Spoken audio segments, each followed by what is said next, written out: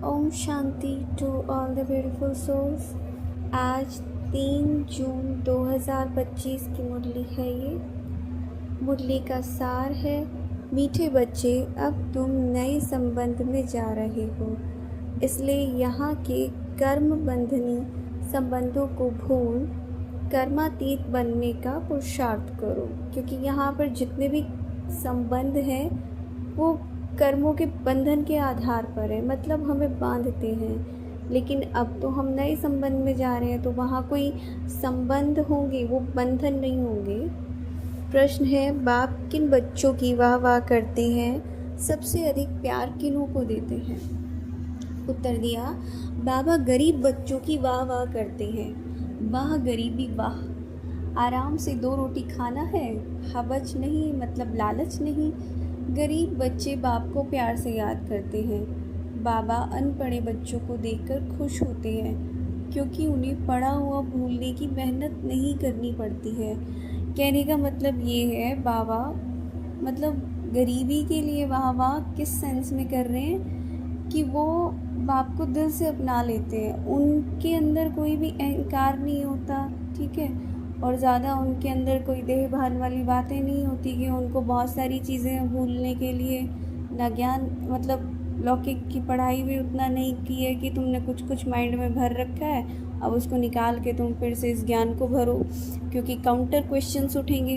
अगर पहले से बुद्धि में बहुत कुछ भरा हुआ है तो इस केस में बाबा गरीब बच्चों की वाह वाह करते हैं कि वो दिल से चीज़ों को स्वीकार कर लेते और उनको ज़्यादा मेहनत नहीं करनी पड़ती, बुद्धि नहीं चलानी, क्योंकि उनकी बुद्धि काउंटर क्वेश्चन नहीं करेगी किसी भी बात के लिए।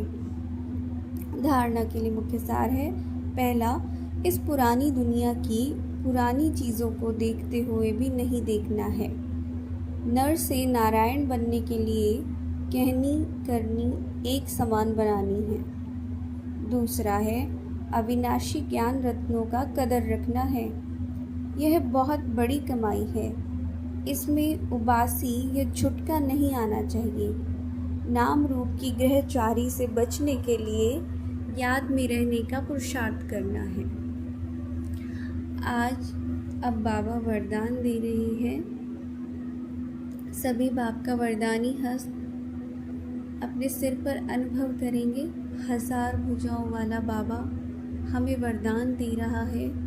बाप की छत्र छाया के नीचे नाजुक परिस्थितियों में भी कमल पुष्प समान न्यारे और प्यारे भव। संगम युग पर जब बाप सेवाधारी बन करके आते हैं तो छत्र छाया के रूप में बच्चों की सदा सेवा करते हैं। याद करते ही सेकंड में साथ का अनुभव होता है। तो बाबा की छत्र छाया हर घड़ी हर सेकंड हम बच्चों के साथ है। कभी भी अपने आप को अकेला नहीं समझना है नाजुक परिस्थिति में कि हमारे साथ कोई भी नहीं है या कोई हेल्प नहीं है हमारे पास।